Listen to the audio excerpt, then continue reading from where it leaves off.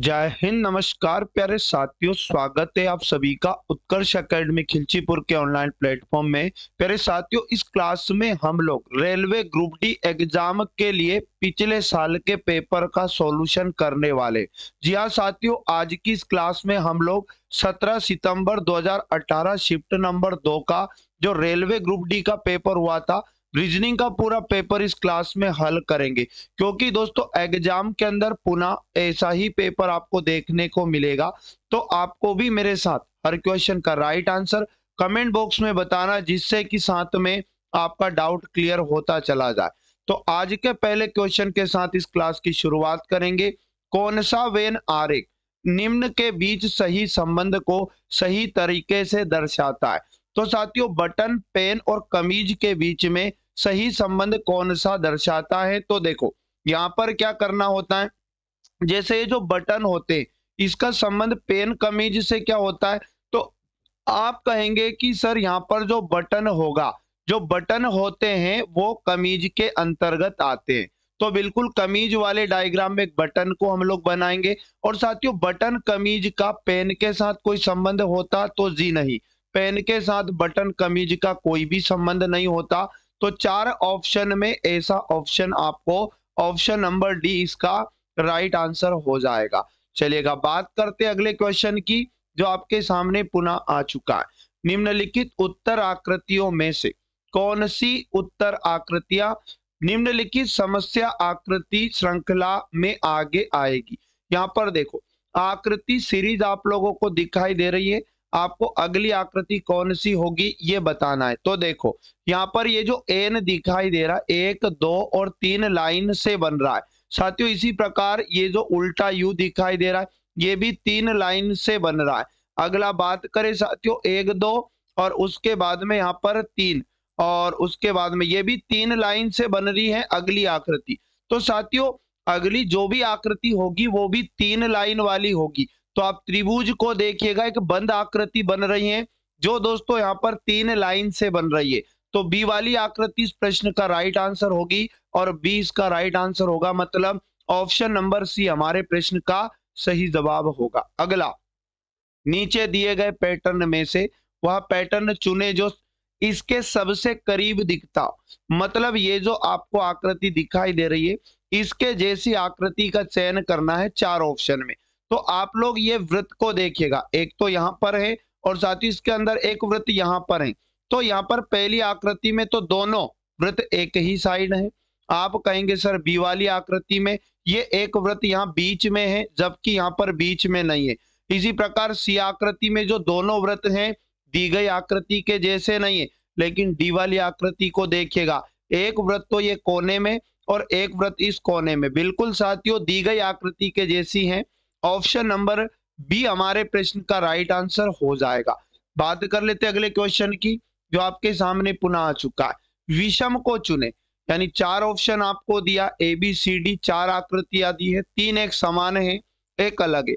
अलग आकृति का पता लगाना है, कैसे लगाएंगे? देखो यहाँ पर क्या करना है, ये जो आकृति है पहली वाली ये दोस्तों घड़ी की दिशा में ऐसे घूम रही है। और उसी प्रकार बी वाली आकृति की बात करें तो ये भी घड़ी की दिशा में घूम रही है और सी वाली आकृति भी घड़ी की दिशा में घूम रही है। लेकिन साथियों डी वाली आकृति यहाँ घड़ी के विपरीत दिशा में घूम रही है। तो डी आकृति राइट आंसर बनेगी और डी इसका सही जवाब ऑप्शन नंबर डी ही होगा। तो जिन भी साथियों ने डी को चुना बिल्कुल प्रश्न का करेक्ट आंसर हो जाएगा। अगला मोस्ट और इंपोर्टेंट प्रश्न है, निम्नलिखित शब्दों के लिए सबसे उपयुक्त वेन आरेख को चुनना है। जैसे टीवी, कैमरा और ट्रेन के बीच में सही संबंध को कौन सा डायग्राम बनाएगा? तो साथियों एक डायग्राम आप बनाएंगे टीवी का। अब टीवी का संबंध कैमरा और ट्रेन के साथ कुछ होता है? आप कहेंगे सर नहीं, कैमरा अलग होता है टीवी से और साथियों टीवी कैमरा का संबंध किसी का भी ट्रेन के साथ नहीं होगा। तो यहाँ पर डी वाली आकृति हमारे प्रश्न का बिल्कुल राइट आंसर हो जाएगी। चलिए अगला और मोस्ट इंपोर्टेंट प्रश्न है, find the next term in the series. मतलब ये एक सीरीज आपको दिया, इसमें अगला पद क्या होगा ये हमें बताना। तो साथियों सबसे पहले यहाँ पर आप संख्या को देखिएगा, 2 लिखा, फिर 9 लिखा, आप कहेंगे सर 16 लिखा, आगे क्या आएगा? तो देखो 2 से 9 बनाया, आप कहेंगे सर 7 जोड़ा, और 9 को 16 बनाया, आप कहेंगे यहाँ भी 7 जोड़ा। अब 16 में भी हमें कितना जोड़ देना है? 7 जोड़ देना है। 16 में 7 जोड़ेंगे 23 आएगा। तो साथियों संख्या भी मिक्स्ड है तो 23 आएगी। अब देखो आर को यू लिखा, मतलब कितना जोड़ा? आर 18 नंबर पे आता है, यू 21 पे आता है। आप कहेंगे सर 3 जोड़ा, और 21 को 1 से लिखा मतलब 24 लिखा, तो यहाँ पर बिल्कुल कितना जोड़ा? 3 जोड़ा। अब साथियों 24 में भी 3 जोड़ देंगे, 27 आएगा, और 27 में से 26 गया तो 1 बचेगा, मतलब पहला अक्षर ए आएगा। तो इस प्रश्न का राइट आंसर 23 ए बनेगा। जिन भी साथियों ने ऑप्शन नंबर सी को चुना, बिल्कुल प्रश्न का करेक्ट आंसर होगा। अगला मोस्ट और आईएमपी क्वेश्चन है, find the next term in the following series. जिया दोस्तों पुनः एक सीरीज आपके सामने, इसमें अगला पद क्या होगा? देखो एक छोड़कर एक डिजिट आपको दिया है, पहले 4 लिखा फिर 6 आया, मतलब आप कहेंगे 2 जोड़ा। 6 को 5 बनाया, आप कहेंगे -1 किया। 5 को 7 लिखा दोस्तों, पुनः यहाँ पर इसने 2 जोड़ा, मतलब हमें पता चल चुका है कि ये डिजिट में क्या कर रहा है कि +2 -1 फिर +2, अब एक छोड़कर -1 की बारी है। तो साथियों 7 में से 1 जाएगा, 6 बचेगा, और यही हमसे पूछा था। तो 6 is the right answer, option number C. जिन भी साथियों का आ चुका है सही जवाब होगा। अगला मोस्ट और इंपोर्टेंट क्वेश्चन है, सुनील और मनोहर कैरम खेल रहे हैं। अगर सुनील उत्तर पूर्व की ओर देखता है तो उसका प्रतिद्वंदी मनोहर किस दिशा में देखेगा?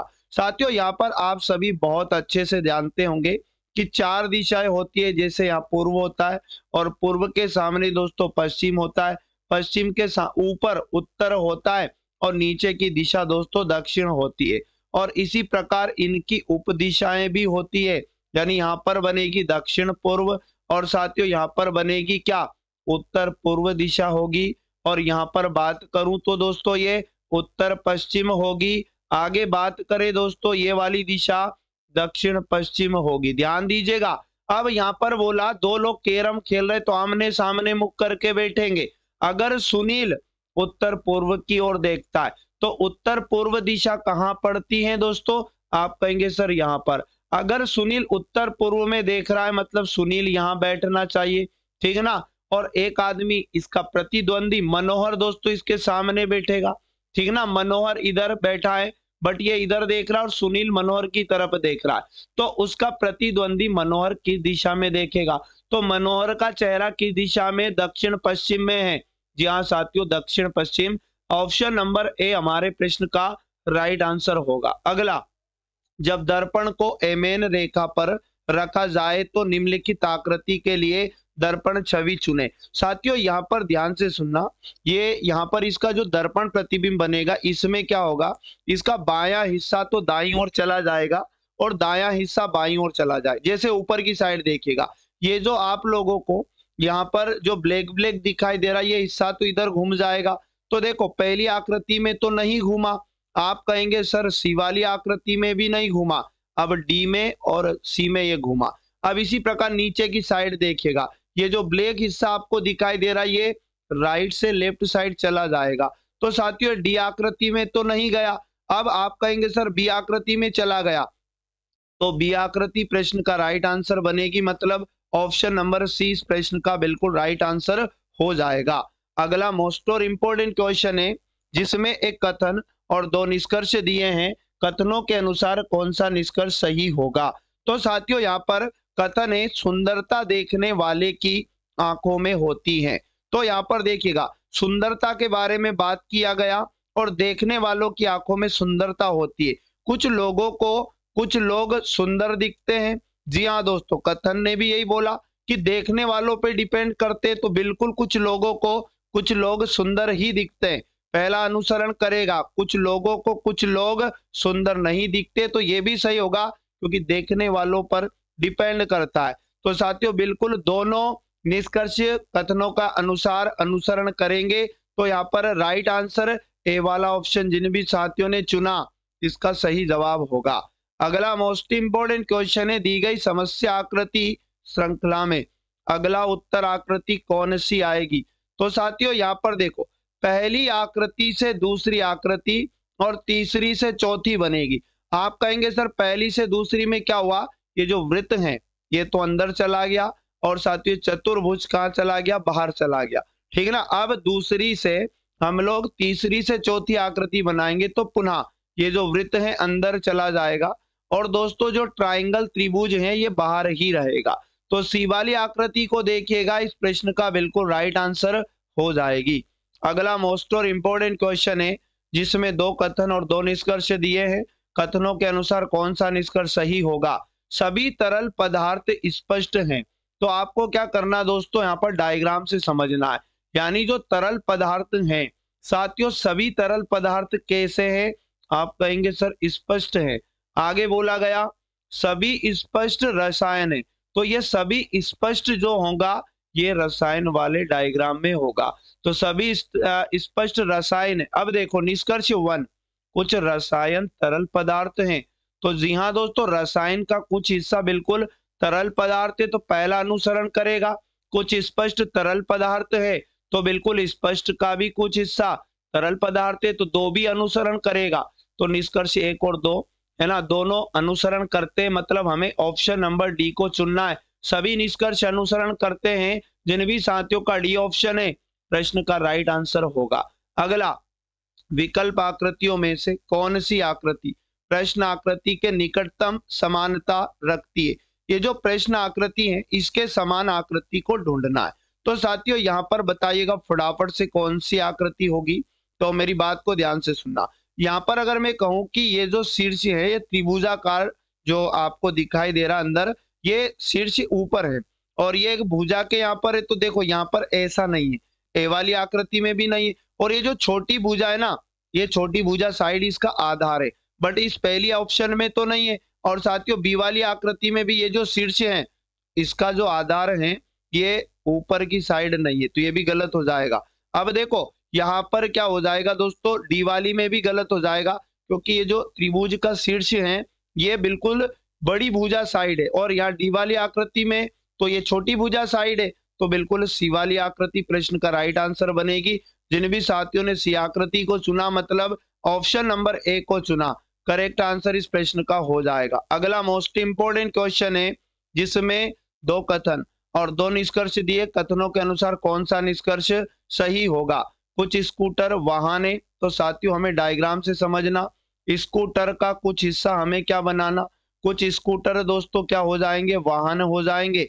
और यहाँ पर बोला सभी वाहन तेज हैं, तो वाहन को हम सभी को क्या बनाएंगे दोस्तों, तेज बनाएंगे। सभी वाहन तेज हो जाएंगे। देखो अब निष्कर्ष 1 है कुछ स्कूटर तेज हैं, तो बिल्कुल साथियों स्कूटर का तेज के साथ कुछ का संबंध बना, तो बिल्कुल पहला अनुसरण करेगा।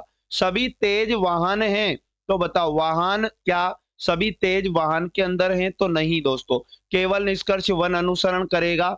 ऑप्शन नंबर सी हमारे प्रश्न का बिल्कुल करेक्ट आंसर हो जाएगा। अगला मोस्ट इंपोर्टेंट क्वेश्चन है जिसमें पुनः एक कथन और दो निष्कर्ष दिए। कथनों के अनुसार कौन सा निष्कर्ष सही होगा। तो पहले कथन को समझेंगे, सभी जीवों में पेंगुइन सबसे मित्रतापूर्ण है।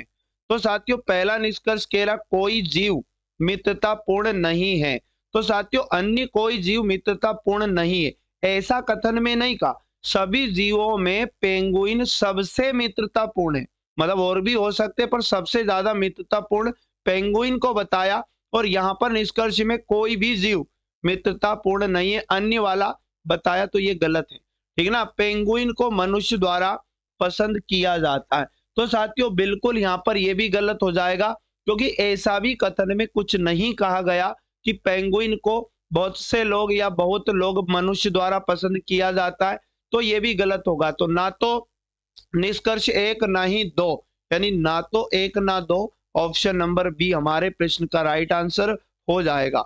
जी हाँ दोस्तों, अगला मोस्ट इंपोर्टेंट क्वेश्चन जो आपके सामने पुनः आ चुका है। इस आकृति में कितने त्रिभुज है। तो देखो आप लोगों को जब भी कोई त्रिभुज अगर होता है और इसके अंदर कोई एक लाइन होती है, तो टोटल त्रिभुजों की संख्या 3 होती है। तो साथियों 3 त्रिभुज तो ये वाले आप कहेंगे जी सर, और इसी प्रकार ये बड़े त्रिभुज के अंदर भी देखो ये आपको एक लाइन दिखाई दे रही है। तो साथियों 3 त्रिभुज ये वाले 6 हो गए, और उसके बाद में एक ये वाला, आप कहेंगे सर एक ये वाला, और उसके बाद में एक ये वाला। तो मेरी बात को ध्यान से सुनना, 3 3 6 तो जोड़ लिया, ये 7वां भी दोस्तों एक भी जोड़ देते हैं, और एक 8वां, आप कहेंगे सर 8वां नंबर का चलो अपन ये वाला ले लेते, ठीक ना, मिलकर बना है। तो आप कहेंगे सर एक ये वाला 8वां हो गया। उसके बाद में ध्यान से समझेंगे सभी साथी। साथियों यहाँ पर 9 नंबर का और ढूंढना है, तो 9 10 11 4 ऑप्शन दिया, कौन सा करेक्ट आंसर होगा? तो साथियों 3 3 6, और उसके बाद में यहाँ पर 7 8, और एक ये वाला भी दोस्तों, तो यहाँ पर कितना हो जाएगा? 9। आप कहेंगे 9 हो जाएगा साथियों, 9 तो हमने काउंट कर लिया। अब 10वां ट्राइंगल और ढूंढो फटाफट से। तो दोस्तों यहाँ पर 10वें ट्राइंगल की बात करें अगर, तो यहाँ से देखो ये वाला एक ट्राइंगल यहाँ पर होगा। तो इस प्रकार टोटल दोस्तों मैं आपको बता दूं इस प्रश्न में 11 त्रिभुज हैं, और बिल्कुल ऑप्शन नंबर सी हमारे प्रश्न का करेक्ट आंसर हो जाएगा। बात कर लेते अगले क्वेश्चन की, जो आपके सामने पुनः आ चुका है। उस विकल्प का चयन करें जो निम्नलिखित श्रृंखला में प्रश्न चिन्ह को प्रतिस्थापित कर सकता है। तो साथियों यहाँ पर भी पुनः आकृति सीरीज है। अगली आकृति कौन सी आएगी? तो देखो आप ये वाला चिन्ह देखिएगा, ये चिन्ह इस कोने में, फिर नीचे घड़ी की दिशा में एक स्थान बदला, फिर नीचे घड़ी की दिशा में एक स्थान बदला। अब साथियों ये अगली आकृति में ऊपर जाएगा और लेफ्ट साइड घड़ी की दिशा में जाएगा। तो यहाँ पर देखो ए भी गलत हो जाएगा, बी भी गलत हो जाएगा, तो सी या फिर डी बनेगा। अब और कोई चिन्ह उठा लो आप, यहाँ से आप कहेंगे सर ये 2 प्लस माइनस, और यहाँ पर ये 1 प्लस माइनस, फिर देखो 2 प्लस माइनस, अब आप आगे क्या आएगा? नीचे स्थान बदलकर 1 प्लस माइनस आएगा।